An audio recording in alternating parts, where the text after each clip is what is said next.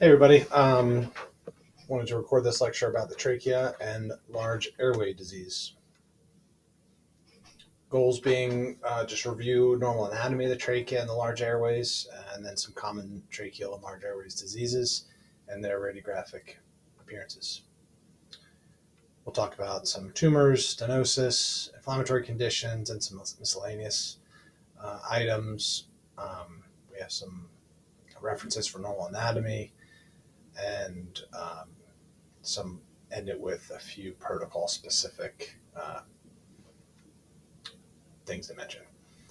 So starting out, just tracheal anatomy extends from the cricoid cartilage to the carina. It's about 20 rings of horseshoe-shaped cartilage with a smooth muscular posterior membrane, which is important when it comes to some of the diseases and how to order your differential. On expiration, the posterior wall collapses. Here it mentions about 40% being normal.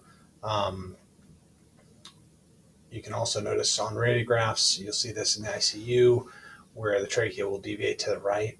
That happens with expiratory films. That's normal. Again, same patient, just with a better inspiratory effort, trachea straight, and then on expiration, it kind of buckles to the right. There's the carina. It's actually nautical reference. That's the carina of a ship. Kind of neat. Quickly on to tracheal narrowing. So there's going to be some classic types of tracheal narrowing that you can kind of make guesses as far as what the causes are, and we want to go through those here today. Starting out with tumors, though, squamous cell carcinoma is going to be the most common, adenoid followed by adenoid cystic. Metastatic disease, these are going to be quite rare. For all comers, primary tracheal tumors are not that common. We see some papillomatosis with HPV. That's a kind of a common, that can come commonly in a testing situation with cavitary lung nodules. Here's a case here detected on CT where you see this kind of polypoid subglottic filling defect. They can scope them. This ended up being a plasma cell granuloma. Not that I would put that on a differential, but that's what it was. For tracheal stenosis, a couple types of common tracheal stenosis we see we'll go through congenital tracheal rings, some post-infectious causes, and then post-traumatic causes. Most commonly intubation causing a short segment narrowing where the balloon is overinflated. First with tracheal ring, sometimes you'll see this is a difficult diagnosis to make if you're scanning through on axial images. Sometimes we can do a 3D fly-through, and you might be shown that image. It looks similar to this where you see the rings go all the way around and there's no posterior membrane. That's how you make that diagnosis. It can be, again, overlooked. So in a testing situation, they would typically give you a 3D fly-through or a visualization, direct visualization. This is a patient with an overinflated balloon cuff who then later came back to have tracheal stenosis at that level. So that's a fairly common, as far as all of the tracheal stenoses, is probably the one I encounter the most. This again, just showing you short segment narrowing. This is that fly through I was talking about, post stenotic. The saber sheath trachea is a fairly common appearance in heavy smokers, where you get this narrowing, increased AP diameter and decreased transverse diameter of the trachea. It's fairly common, also common in testing situation to know what disease it's associated with. So COPD, you can see a good example here. So emphysema and increased AP diameter, narrow transverse diameter. Tracheal bronchomalacia is something that is sometimes suspected based on PFTs. Historically, 50% narrowing was used, but recent studies have shown that 50% can be quite normal. So I don't have a number necessarily, but if you see complete collapse like this on expiratory views, that certainly will give you that diagnosis. It's a nice little study. Looked at 50 healthy people, and basically 80% of them met this criteria of 50% reduction, which was used anecdotally prior to this study. So I don't have a number, but it could use a higher threshold than 50% to call tracheal bronchomalacia. We'll talk about some inflammatory conditions. These are, again, rare in the real world, but common in testing situations. Granulomatosis with polyangiitis or GPA, amyloidosis, this long word, tracheobronchopathia osteochondroplastica, TBO. Remember that there's a chondro word in here. That's important. I'll show you why. Relapsing polychondritis, also a chondro word in there. So remember that. And sarcoidosis. So GPA, systemic vasculitis, one of the big differentiation for tracheal diseases is whether they involve that posterior membrane or not. So again, there's not cartilage in the posterior membrane. So this disease involves the posterior membrane. So circumferential thickening. So just remember that. This in the real world, whether this is circumferential or spares it can actually be a lot harder than you think, especially in this case. But this was a case of GPA with circumferential thickening. Amyloid can be circumferential thickening. Sometimes they can have these little deposits. And with calcification, this was a literature case of amyloid, but again, I think you can appreciate here where it is circumferential. So amyloid circumferential, GPA circumferential, and then when we get to the ones that have the chondro words in them, there's no chondro back here, so it spares the posterior membrane. And that's, in a testing situation, that is how those questions are going to be differentiated. That's why that's important. And in real life, you would want to make that distinction to order your differential. It's a rare disease, but again, it's only going to affect the cartilage. So long segment narrowing, spared the posterior membrane. So it's just an example. I think we included that as the differential. Relapsing polychondritis has a chondro word in it, spares the posterior membrane. This is a diagnosis that you usually know that they have relapsing polychondritis. It's, again, systemic, affects their ears and nose, joints, but you can also have tracheal involvement. So usually you can, with relapsing polychondritis, you usually are given that history. Sarcoidosis, similarly, I don't think anyone would necessarily make the prospective diagnosis of sarcoidosis just from tracheal findings, but if you have someone with sarcoidosis and you have some nodular tracheal thickening, that certainly could be related to their sarcoidosis.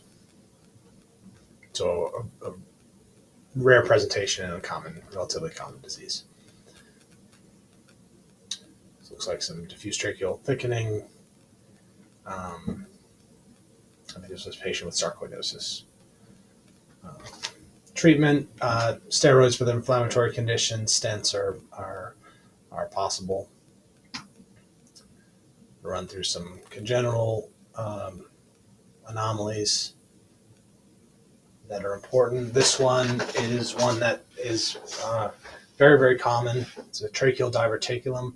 This is esophagus. They're always right here, up at the apex on the right side. You'll see them now that you've seen this. You'll probably, if you were on chest today, you'd probably see one or two. I want you to see this now, not when you're finally on taking call and reading trauma CTs and call this a tracheal injury or something like this. These tracheal diverticulums are very common. They can be associated with COPD. And they're almost always at this level in the apices on the right side.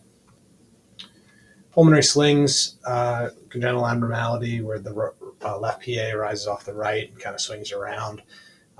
In a testing situation, this can start off with an esophagram. They show maybe shown an esophagram with an anterior indentation on the esophagus, as opposed to a posterior indentation on the esophagus would be more commonly an aberrant right subclavian with a normal left-sided arch. Tracheobronchomegaly, so everything's too big, or Meunier-Kuhn. I think these patients, the buzzword or presentation is a booming cough. Basically get that dilatation of the trachea and the bronchi. Men more than women can also have recurrent infections. So again, tracheobronchomegaly or Meunier-Kuhn syndrome. Large thyroid masses can cause tracheal narrowing. That's quite common. There's also some associated with inflammatory bowel disease. It's rare, but you can get a sclerosing tracheobronchitis. I've never made that diagnosis before, but that is in existence. Great. Going kind of quick, but again, just want to kind of hit the high points. As far as normal anatomy, I think this is something you can review on your own. Just leave these in here for reference. Some key points, just of note that the right main stem bronchus is more vertically oriented. That's why it's the most common place for an ET tube to go if it's too low, or aspiration risk is going to be more commonly in the right lower lobe. I've seen a testing situation where they try to ask you to identify the round thing, what's this round thing on the lateral radiograph. So just remember that the left main stem bronchus is more horizontally oriented, so sometimes it looks like a round circle on the lateral radiograph. This is the anatomical variant. Looks like there's an extra little bronchus here. It goes to the right upper lobe. It's a pig bronchus or bronchial sui, just so you're aware of that. Now move on to bronchiectasis. Bronchiectasis is a good thing to have, good thing to be aware of, good thing to have kind of a top 3 differential when you see bronchiectasis in different distributions. Basically, the bronchus shouldn't be bigger than the corresponding vessel. So here you have vessel and bronchus. Bronchus is bigger than that, so that by definition is bronchiectasis. There have been different types that have been described. Certainly the most common with cystic bronchiectasis or cystic fibrosis. Again, distribution is going to be very helpful. So if you separate upper lobe bronchiectasis, so if you see upper lobe bronchiectasis, cystic fibrosis is probably going to be the most common. In a younger person, if they are 50-year-old female with asthma and upper lobe bronchiectasis, ABPA or aspergillus is a good thought. TB can cause upper lobe bronchiectasis as well. MAC, maybe we could put that in a little, it's not really upper lobe or lower lobe, but it certainly is more, it's middle lobe and lingular bronchiectasis with volume loss, kind of a classic distribution. We'll talk about that. Cartageners is going to be lower lobe, IgA deficiency, lower lobe. Think about if they are chronically microaspirating and infection. So good to have a distribution top 3 differential. That'll help you kind of narrow those things down. For cystic fibrosis, autosomal dominant disorder of the chloride transport, you get thick secretions, bronchiectasis, and recurrent pneumonias. If you see, I wish bronchiectasis was easier to appreciate radiographically. Tram tracking is the classic term where you kind of see 2 rows of tracks next to each other. But sometimes it's not as obvious until you get to the CT, and then you're like, oh, that makes sense. This is upper lobe predominant cystic bronchiectasis and cystic fibrosis. ABPA, it's a hypersensitive reaction to the aspergillus. Typically, again, the testing situation, they may say older patient with asthma, 54-year-old female, 49-year-old male with asthma. You get this finger in glove appearance where the mucus is impacted, fleeting consolidations, finger in glove, always fun.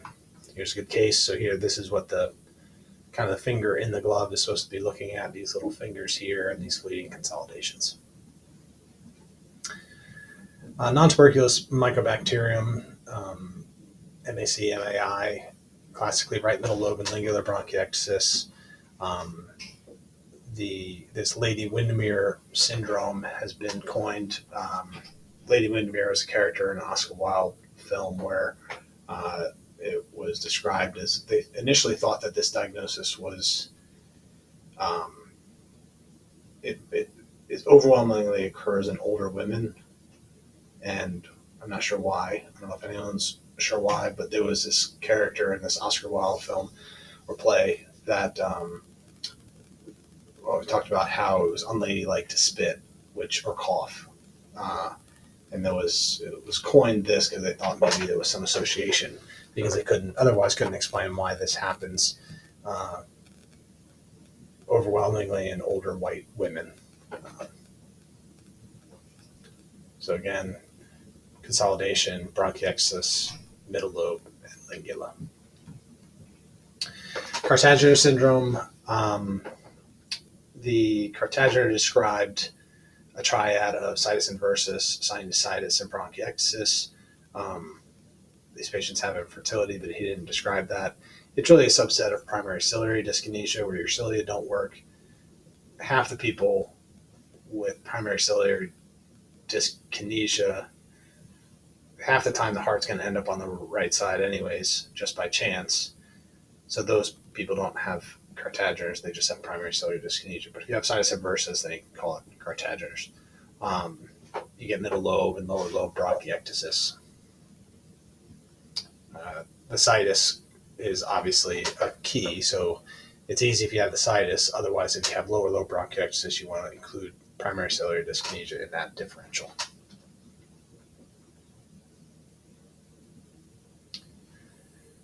Great, so that was a kind of rapid tour through some diseases.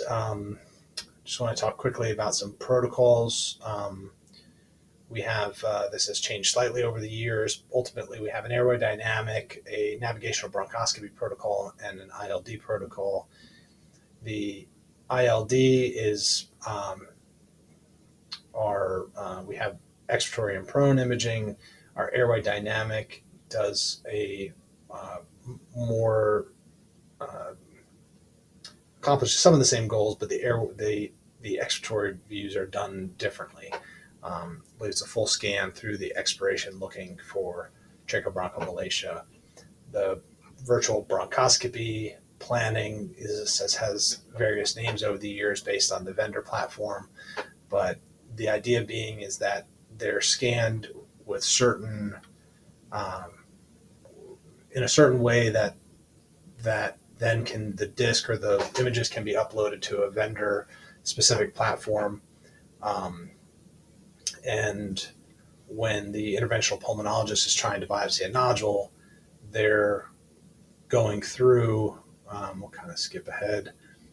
This is us in just taking some pictures in the suite, in the bronchoscopy suite, where they are they have their real picture of where they are, but they also have this simulated picture because there's like a GPS thing on the probe, and they know it's basically telling them to take a left turn and a right turn and a left turn and a left turn, and it guides them towards a nodule. So it helps them biopsy nodules that otherwise might be hard for them to find. Our airway dynamic protocol, again, is our route, is just our regular in, our regular I think we do a regular inspiration, and then we instruct the patient to say letter E throughout the entire scan. So breathing out, looking for tracheobronchomalacia. Here's just some references that I used to compile some of the images. Were from this web textbook. This article, an AJR CT of diffuse tracheal diseases, is a nice pictorial review.